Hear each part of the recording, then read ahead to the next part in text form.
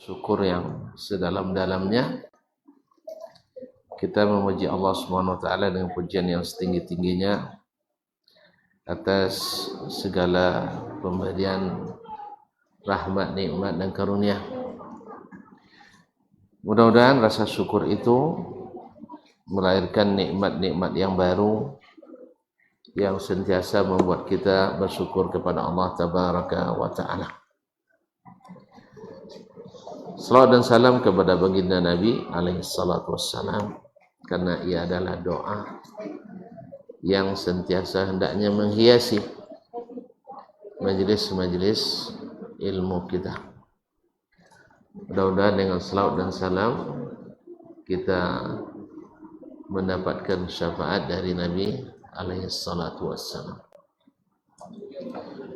Kaum muslimin, kaum muslimat yang dirahmati Allah Subhanahu wa taala, melanjutkan kaji kita dalam kitab Ushulul Iman bi Dhawil Kitab wa Sunnah. Kita sampai pada khasais al-iman bil Quran, yaitu kekhususan atau keistimewaan beriman dengan Al-Quranul Karim. Apa saja kekhasan Al-Quran, beriman kepadanya. Sudah kita ambil atau kita pelajari 4 masalah atau 4 keistimewaan yang membedakan iman kepada Al-Quran dengan iman kepada kitab-kitab yang lain. Ada yang bisa menyebutkan satu persatu yang sudah?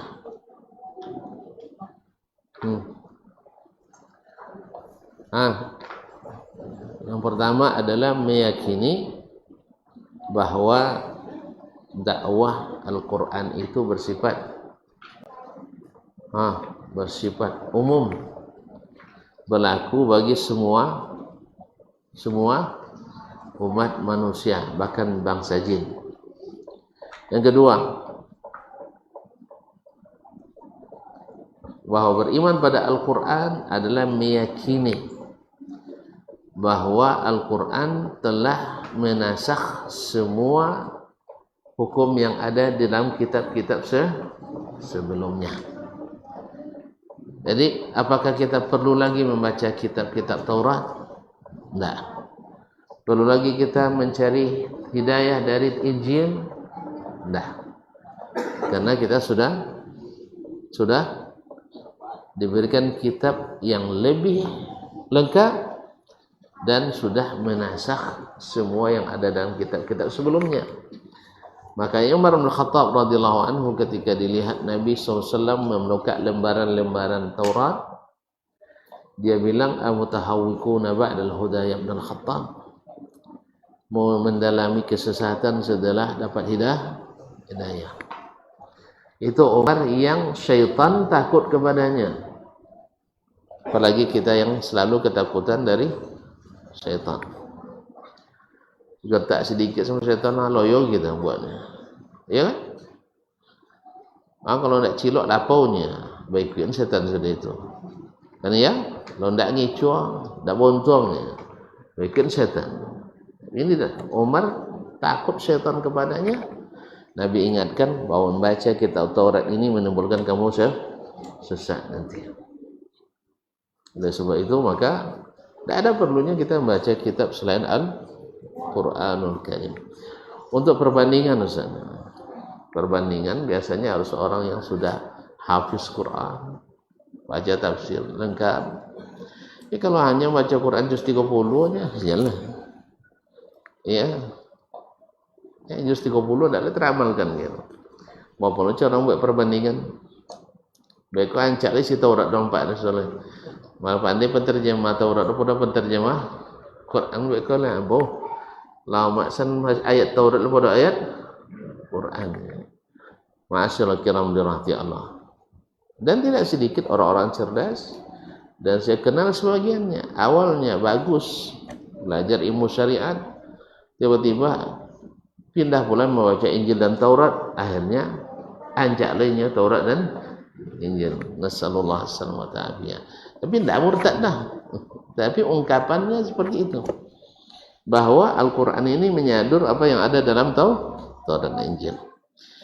Kalau ni sabun dia, maksudnya kalau di Islam sanang lah ada bikin inyo je kan? Tak, inyo tak bikin je tahu, inyo tak jawab. Awak kan bikinnya tahu inyo tak bikin awak. Itu tu bayar. Cinta bertepuk sebelah tangan. Inyo awak sayang je ke inyo, inyo wangi tahu ke awak? Awak sayang inyo wangi.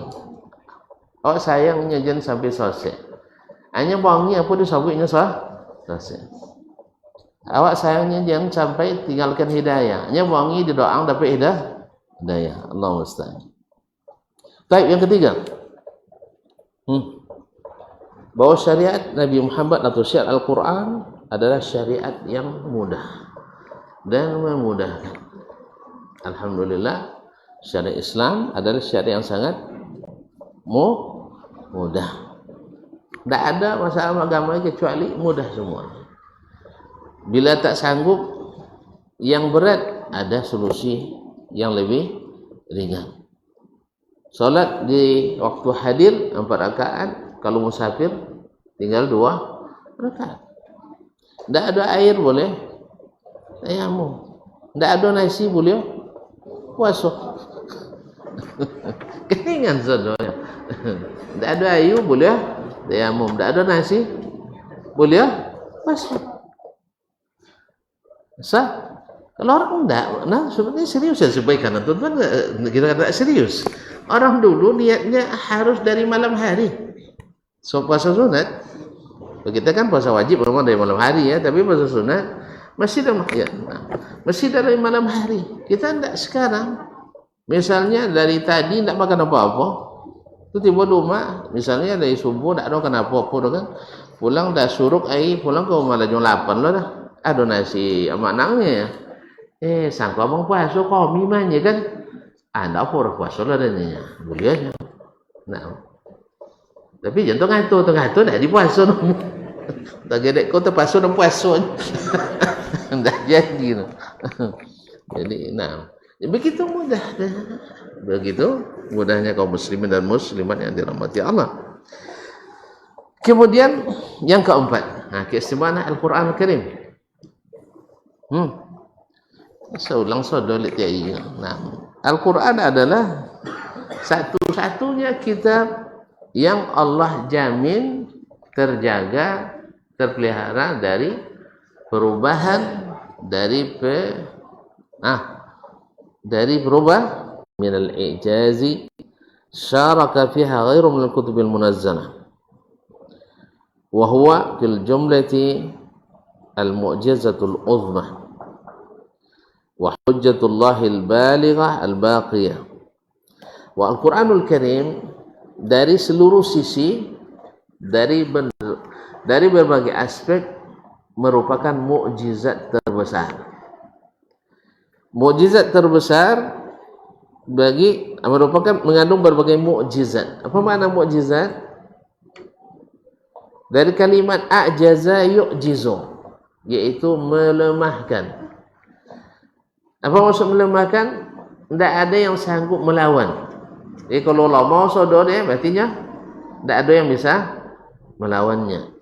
Mukjizat artinya tidak ada orang yang bisa buat seperti itu. Apa contohnya? Nabi Musa diberi mukjizat membelah laut. Ada orang bisa sekarang belah laut? Ada. Dengan tongkat. Tapi ke tembok lainnya. Pakai tembok bisa. Ini dengan tongkat. Pukulkan tongkatnya, terbelah laut. 12 jalur tol. Panjang daripada tol Sungai Pinang, Bangkinang tu. Ini kaum muslimin dan muslimat dirahmati Allah. Dari seberang Laut Merah itu kan, dari Mesir ke Palestina, ke Cenok ke jauh je. Kalau nyawang pakai ferry berapa jam?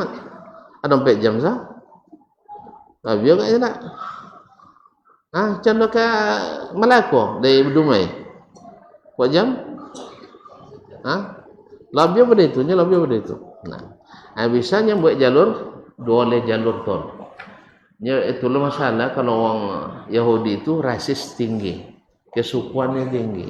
Padahal adik-adik saudaranya, tapi dua boleh suku, dua boleh lah jalur.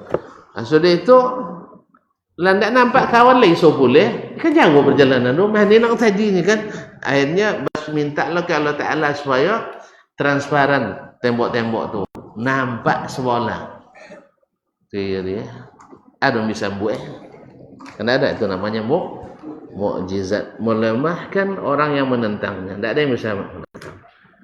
Tapi di sebalik itu setelah Nabi Musa selamat Fir'aun tenggelam. Kemarin dia ngomong sungai-sungai di Mesir ni bawah di bawah kendali saya katanya. Ini kendalinya. Akhirnya dia ditenggelamkan oleh air sendiri. Ma'asyiral kiram dirahmati Allah Subhanahu wa taala. Nah, Al-Qur'anul Karim adalah dari seluruh sisi mengandung mukjizat. Makanya sampai hari ini i'jazul ilmi dalam Al-Qur'an belum terpecahkan semuanya oleh para ilmuwan. Belum terpecahkan oleh ilmuwan. Nah, banyak berita-berita dalam Al-Quran kemudian dibuat penelitian oleh para ahli seperti yang disebutkan oleh Al-Quranul Karim. Nah, baik. Syaraka fiha ghairu minal kutubil munazzalah, yaitu sama dengan sebagian kitab atau dalam sebagiannya sama dengan kitab-kitab yang diturunkan sebelumnya. Wa fil jumlatil mu'jizatul uzma, dan dia secara garis besar merupakan mukjizat terbesar. Wa hujjatullahil balighah, dan hujjah Allah yang sangat kuat. Al-baqiyah, yang tetap eksis. Allati ayyada biha nabiyahu sallallahu alaihi wasallam, yang dengannya Allah kuatkan nabinya sallallahu alaihi wasallam, wa atba'ahu ila qiyamis saah, dan para pengikutnya sampai hari kiamat. Nah, kenapa Al-Quran menjadi mukjizat terbesar? Sebab mukjizat sebelumnya habis masanya, habis mukjizatnya sah. Tapi Al-Quranul Karim berkekalan sampai setelah Nabi wafat. Sampai sekarang masih ada, masih berlaku, masih berlanjut mukjizat Al-Quranul Karim. Al-alama rawa Syekhani min hadis Abi Hurairah, seperti mana yang diriwayatkan oleh dua orang syekh. Siapa dua orang syekh? Asy-Syekhani. Siapa maksudnya? Al-Bukhari wa Muslim. Jadi kalau hadis Asy-Syekhani adalah maksudnya Al-Bukhari dan Muslim. Min hadis Abi Hurairah, dari hadis Abu Hurairah radhiyallahu taala anhu, an Nabi sallallahu alaihi wasallam, dari Nabi sallallahu alaihi wasallam, qala, dia berkata, Nabi bersabda, ma minal anbiya'i nabiyyun illa u'tiya minal ayati ma mithluhu amana alaihi al-bashar. Tidak seorang pun nabi kecuali diberikan kepadanya tanda-tanda, yakni mukjizat-mukjizat yang dengan semisal mukjizat itu orang mesti beriman. Ya, mereka kan menuntut ini supaya beriman. Harusnya mereka beriman. Mereka minta ke Nabi, kalau betul kamu pergi ke Baitul Maqdis, tolong belah bulan itu misalnya. Kalau kamu benar, lalu dibelah oleh mukjizat oleh Nabi bulan itu sebagai mukjizat. Tapi ada mau beriman mereka? Nah. Tapi orang yang mau beriman, dia tidak punya jalan kecuali mengakui sah. Kan ya tak? Kalau betul kamu misalnya kayo cak kalau kita semiliar, kalau semiliar tidak cayo. Ayo betul sih. Iya kan ini nyambui ke iyo acu kayo cak kalau pilih semiliar, kalau semiliar tidak cayo. Menentangku tidak jujur. Tapi uang nilai jujur mesti percaya. Itu yang dimaksud oleh Nabi alaihissalatu wassalam. Tak seorang pun nabi kecuali diberi mukjizat yang dengannya mereka mesti beriman. Fir'aun mengandalkan tukang sihir karena dia menuduh Musa tukang sihir. Akhirnya dikumpulkan para petinggi sihir semuanya, sihir penyihir senior, lalu diadu dengan Nabi Musa. Nah, Musa mengalahkan semua ahli sihir itu. Dan ahli sihir itu yang mengakui bahwa Musa bukan penyihir. Tapi Fir'aun mau? Enggak. Tapi ahli penyihir beriman karena mereka tahu mana yang sihir, mana yang bukan. Akhirnya mereka apapun hukumannya mereka siap menghadapi karena iman lebih mahal dari nyawa sendiri. Subhanallah. Jelas ya? Ini makna daripada ma min nabiyyin illa wa utiya min ayat ayati ma amana alaihi ala mithlihi al-bashar. Naam. Wa inna ma kana allazi utituhu wahyan awhahu Allah ilaihi. Dan yang diberikan kepadaku, mukjizat yang diberikan kepadaku adalah hanyalah wahyu yang diwahyukan. Oh, ternyata Al-Quran adalah mukjizat yang kalau dengannya orang mesti beriman, kecuali orang-orang yang memang hatinya tidak mau tunduk. Nah, fa'arju an akuna aktsarum tabi'an yaumil qiyamah, maka saya berharap pada hari kiamat saya yang terbanyak pengikutnya. Nah, Al-Quranul Karim kalau Al-Quranul Karim menjadi mukjizat terbesar, tadi kita katakan satu, memang Al-Quran itu berlaku mukjizatnya sampai hari kiamat. Silakan datangkan seperti Al-Quran, tidak ada yang bisa sejak zaman Nabi sampai hari ini. Wadah sampai hari ini. Nah, wa min suwari ijaz Al-Quran, di antara bentuk mukjizatnya Al-Quranul Karim, husnu ta'lifihi, sistematis bahasanya. Sistematis bahasanya tersistem. Wa fasahatihi, dan fasahahnya. Pilihan kata memang di atas level semua ketinggian bahasa para pujangga Arab. Wa balaghati, dan balaghahnya. Wa qad waqa'a at-tahaddi lil insi wal jinni ala ya'tu bimithlih. Maka sudah ada tantangan kepada jin dan manusia untuk bekerja sama mendatangkan semisal Al-Quran. Au bi ba'dihi, kalau bisa semuanya, sebagiannya. Ala maratibin thalath wa ala maratib thalath, dengan tiga tingkatan. Faqad tahaddahumullahu ala ya'tu bimithlih. Allah menantang orang-orang itu untuk mendatangkan semisal Al-Quran. Artinya lengkap. Karena mereka menuduh Nabi SAW, menuduh Nabi SAW, itu adalah karangan Nabi. Kalau gitu, kalian silakan karang pula yang sama dengannya. Nah, wa mastata'u, mereka tidak sanggup. Qala ta'ala, Allah membuktikan dengan firman-Nya, am yaquluna taqawwalah, mereka mengatakan ini Muhammad mengarang-arangnya. Bal la yu'minun, tapi sebenarnya mereka yang tidak beriman. Falyatu bihaditsin mithlihi in kanu shadiqin, kalau benar ini karangan Nabi Muhammad sallallahu alaihi wasallam, maka hendaklah datangkan semisal Al-Quran itu. Jika mereka benar.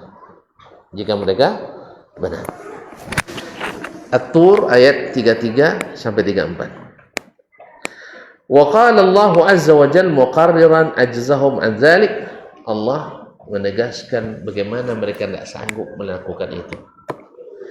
Dalam firman-Nya dalam surah Al-Isra ayat 88, qul la in jatama'atil insu wal jinnu ala an ya'tu bimithli hadzal qur'ani la ya'tuna bimithlihi لا يأتون بمثله ولو كان بعضهم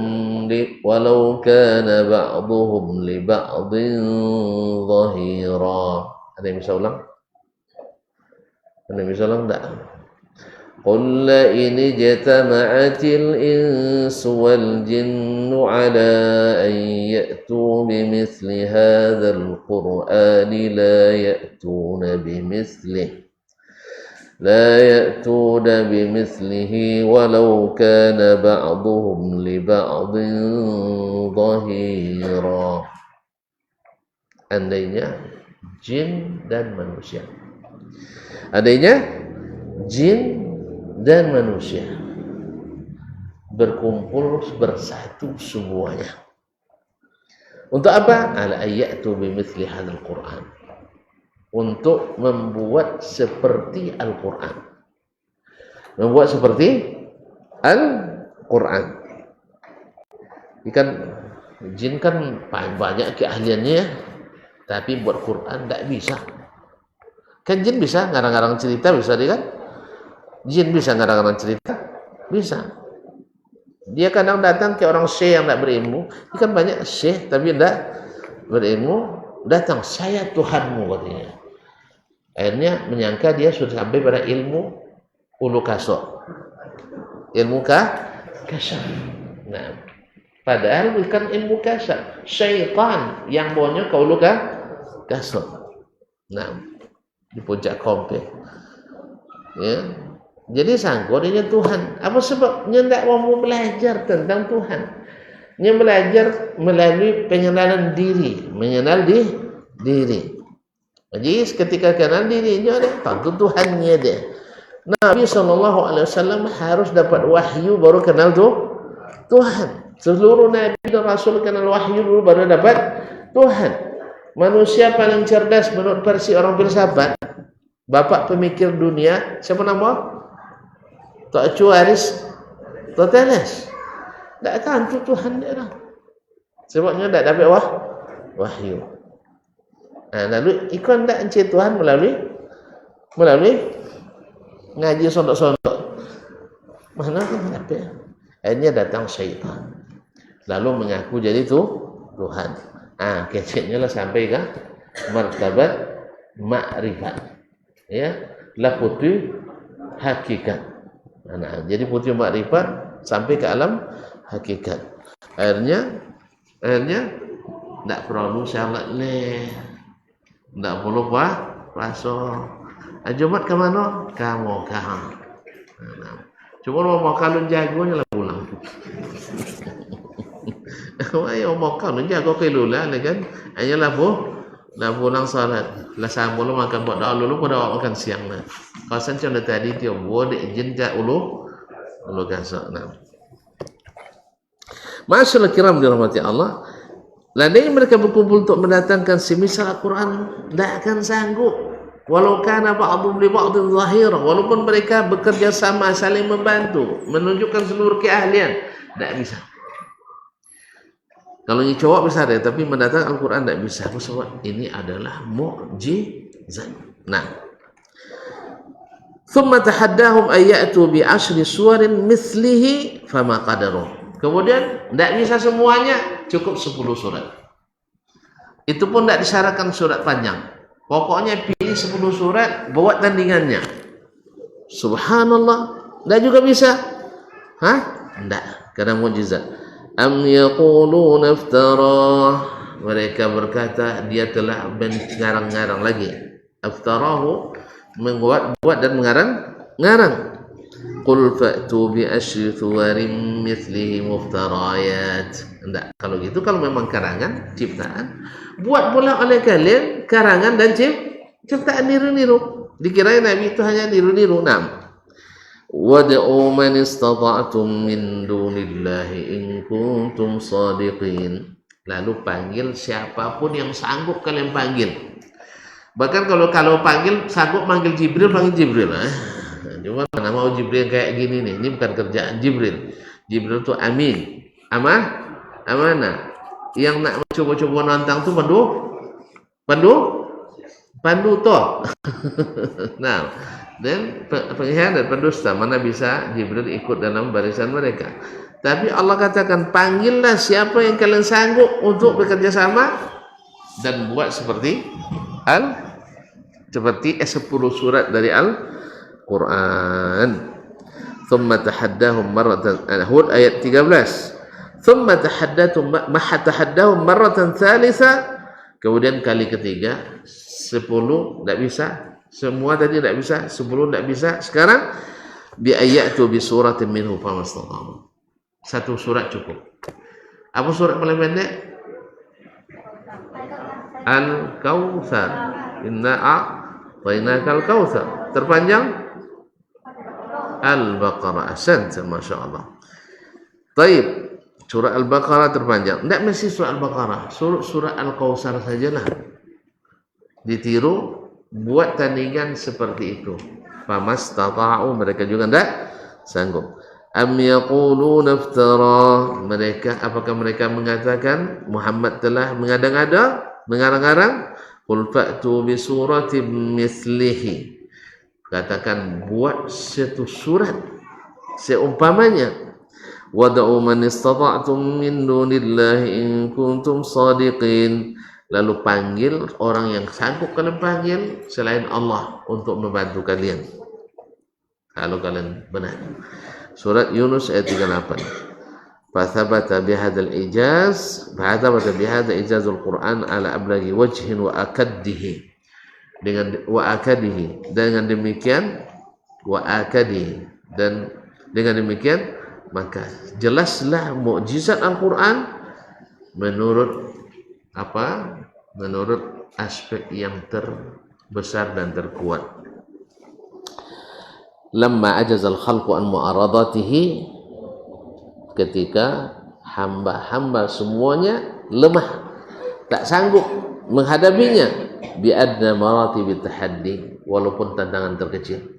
Tantangan terkecil yaitu mendatangkan satu surat.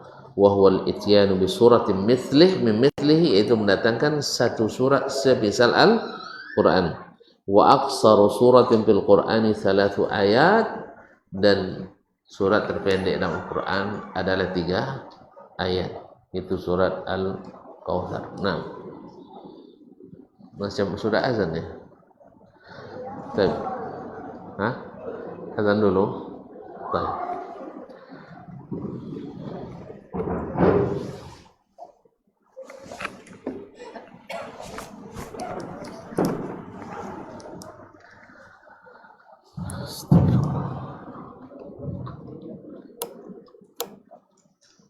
Allahu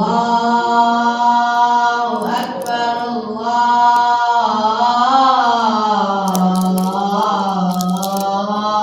Akbar, Allahu Akbar, Allahu Akbar. Asyhadu an la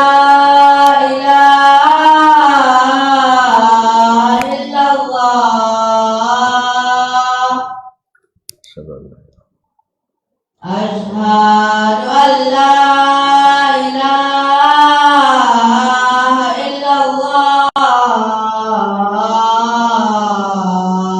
Asyhadu anna Muhammadar Rasulullah. Asyhadu anna Muhammadar Rasulullah.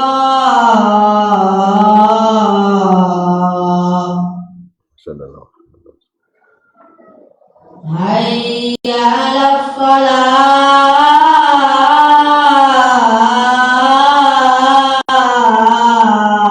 Hayya 'alas shalah. Hayya 'alas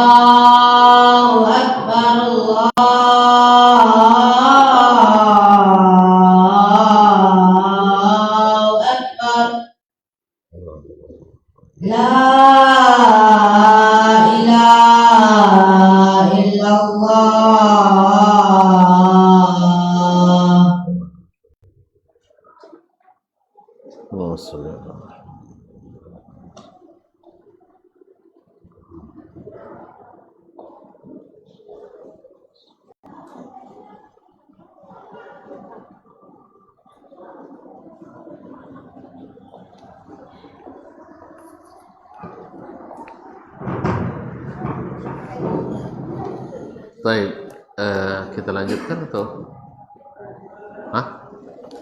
Lanjut. Baik.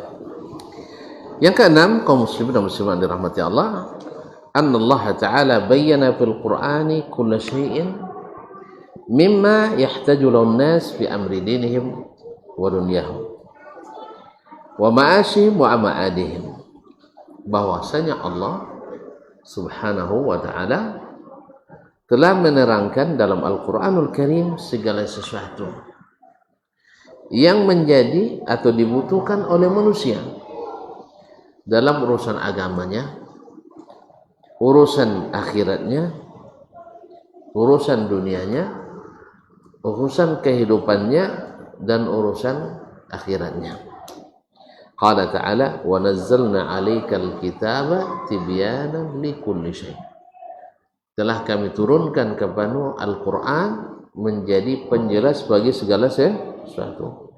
Wa hudan, hudan jadi petunjuk, wa rahmah jadi rahmat, wa busra lil muslimin, dan membawa berita gembira bagi orang-orang Islam. An-Nahl 89. Wa qala ta'ala, ma farratna fil kitabi min syai'. Dan tidaklah kami sia-siakan satu pun dalam Alkitab, kecuali Allah sudah jelaskan.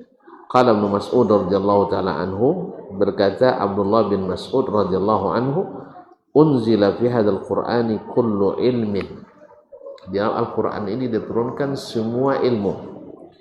Wa kullu syai'in qad bayyana lana fil Qur'an. Segala sesuatu telah dijelaskannya kepada kita dalam Al-Qur'an. Lalu apakah makna ini? Kalau Al-Quran sudah lengkap dengan keterangan segala sesuatu, apakah kita cukup dengan Al-Quran seperti pemahaman sebagian orang yang keliru? Kita katakan tidak, karena Al-Quran Al-Karim menyuruh kita dalam ayat-ayat yang tidak terhitung untuk mengikut Rasulullah Sallallahu Alaihi Wasallam. Berarti kalau betul antum mengamalkan Al-Quran dengan benar, mesti mengikut Nabi Muhammad Sallallahu Alaihi Wasallam. Nah, ini yang diingatkan oleh Imam Asy-Syafi'i rahimahullah ta'ala. Sebab dulu ahlul kalam, ahlul ra'i, pernah sebagian mereka yang terpapar pemikiran seperti ini. Cukup dari Al-Quran. Kenapa perlu hadis Nabi SAW? Bahkan di zaman Abdullah bin Mas'ud pernah ada yang mengatakan, kenapa kita mesti Al-Quran? Di Huzaifatul Yaman, kemudian Amr bin Husain di Basra, banyak yang sudah memprotes. Sahabat jadi protesnya, apalagi kita hari ini. Jadi kalau sempat ada orang yang mengatakan kita tidak jalan otak kita memahami Al-Quran dan hadis, itu bukan kita yang pertama. Sahabat-sahabat dah teruk oleh orang munafik dulu. Ya, teruk oleh orang munafik. Tidak paham Al-Quran dengannya. Tidak paham Al-Quran. Demikian juga para tabi'in. Bahkan Nabi sendiri dikritisi oleh orang-orang yang tidak beriman kepadanya. Tapi tetaplah yang wal aqibatu lit taqwa. Yang menang akhirnya adalah orang yang bertakwa, yang bila diberitahu dia langsung percaya dan benarkan. Sami'na wa amanna. Yang dapat perintah dia laksanakan sesuai dengan kesanggupan. Bukan mencari-cari jalan untuk tidak mewajibkan. Dia mendapat larangan, mereka tak cari alasan untuk melanggar, tetapi tetap taat dengan perintah dan larangan Allah Subhanahu wa ta'ala. Ma'asyal kiram, rahmati Allah. Jadi makna daripada Al-Quran lengkap adalah bahwasanya lengkap dengan keterangan yang diarahkan kita kepada mengikut Nabi alaihi salatu wassalam. Karena Al-Quran berisi aturan-aturan umum, sedangkan keterangan-keterangan selanjutnya berada dalam sunnah Nabi alaihi salatu wassalam, dan itu sesuai dengan Al-Quran Al-Karim. Sebenarnya untuk mengimani ini tidak perlu susah-susah betul. Sekarang kalau orang mengatakan bahwa Undang-Undang Dasar 45 untuk dasar negara ini, ya, menurut sistem kenegaraan berlaku negeri kita. Kalau ada orang mengatakan sudah lengkap, tuan-tuan percaya apa enggak? Enggak paham. Kalau ada orang yang bilang Undang-Undang 45 harus dihilangkan, ada yang tuan-tuan setuju? Hah? Dah mulai takut. Dengan alasan tidak lengkap. Nggak paham pertanyaan. Undang-Undang Dasar 45 sebagai warga negara kita sudah lengkap atau belum? Habis direkam. Itu kan diubah. Berarti lah lengkap dia. Ada ubahnya, alunya lengkap lah. Itu kan diubah. Subhanallah. Kau mesti tidak paham pertanyaan jelas. Baik-baiknya. Dan tidak mengatakan lengkap seperti Al-Quran. Yang salah paham lah. Sebagai konteks kenegaraan. Yalah jalan tu aku je tiru lah. Salah buat contoh. Tak ngerti dah. Konteks itu sampai tadi taruh konteksnya.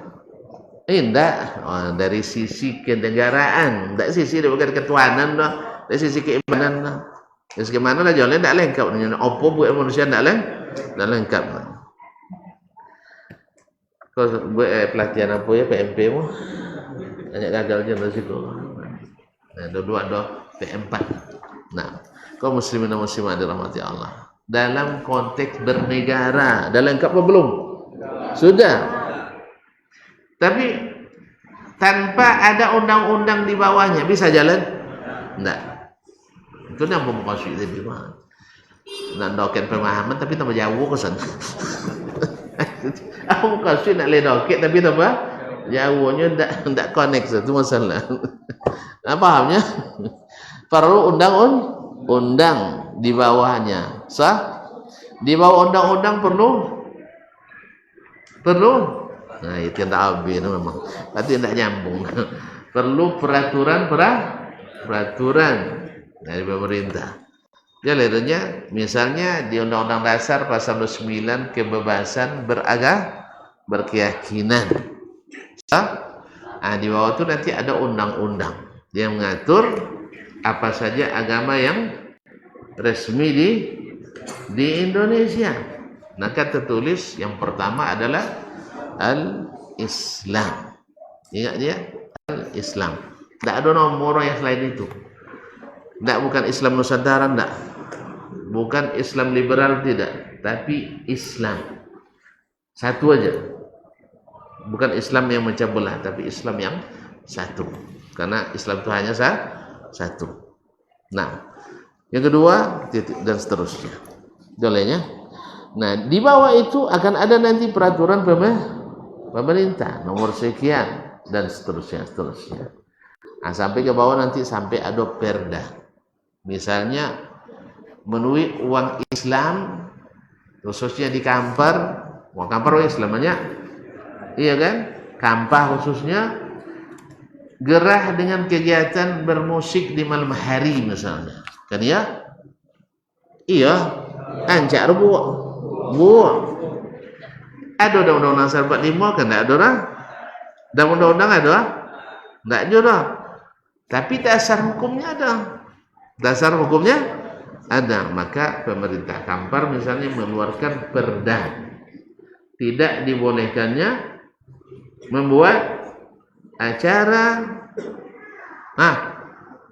musik di malam hari. Apa di malam larang Ustaz, tapi musik haramnya Ustaz. Sang itulah payah wajib.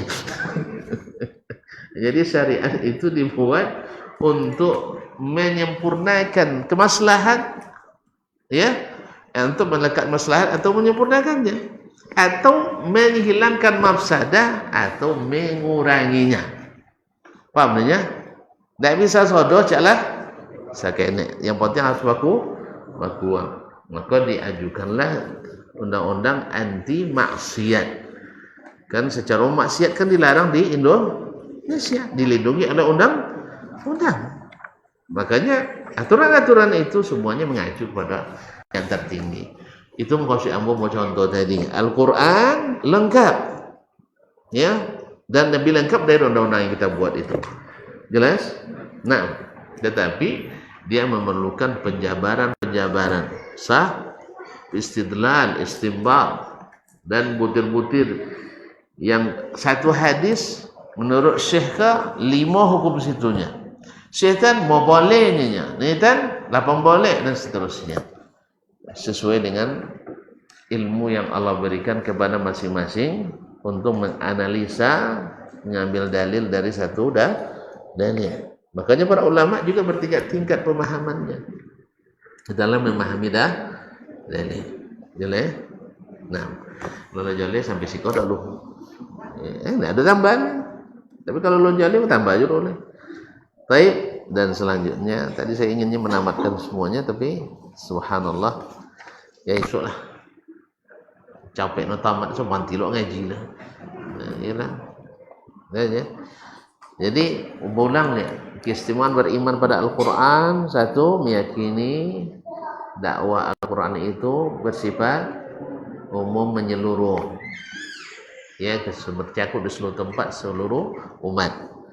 Yang kedua, Al-Quran sudah menasak semua yang ada dalam kitab-kitab sebelumnya. Nah, yang ketiga, syariat Al-Quran itu mudah dan memudahkan sekali. Karena Allah yang memberikan kemudahan kepada kita. Yang keempat, Al-Quran adalah satu-satunya kitab yang dijaga Allah akan berubah sampai hari kiamat. Sampai Allah ambil kembali. Yang kelima, Al-Quranul Karim mengandung mukjizat dari seluruh aspeknya. Aspek bahasa, aspek ilmu, aspek berita, aspek segalanya. Jadi mukjizat. Nah, yang keenam, Al-Quran berisi lengkap seluruh yang dibutuhkan oleh anak manusia untuk kehidupan duniawinya, kehidupan ukhrawinya, dan sebagainya. Dengan demikian kita sudahi pelajaran kita malam ini. Mudah-mudahan Allah berikan kita waktu untuk bertemu kembali di lain hari. InsyaAllah pekan depan ya. Pekan depan. Oh, bulan depan. Ini pekan keberapa? Ketiga gini. Sangka bulan depan. Alhamdulillah, qadarullah. InsyaAllah jumpa lagi. Ada yang mau ditanyakan? Pijannya Pak ya? Alhamdulillah. Alhamdulillah. Terima kasih dan mohon maaf. Wabillahi taufiq wal hidayah. Subhanakallah bihamdik. Asyhadu an la ilaha illa anta astaghfiruka wa atubu ilaik. Wassalamualaikum warahmatullahi wabarakatuh.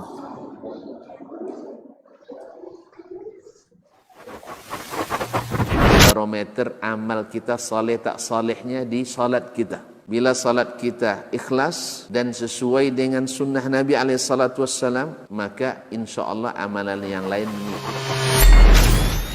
Ini aktivitas ini membantu saya di akhirat atau akan menyulitkan saya di akhirat? Kalau seandainya perbuatan itu ternyata akan menyulitkan kita di akhirat kelak, tinggalkan perbuatan itu. Anta ni'mal jund. Kamu adalah sebaik-baik prajurit. Coba lihat. Kamu adalah sebaik-baik prajurit. Maka tujuannya adalah menghancurkan kehidupan rumah tangga.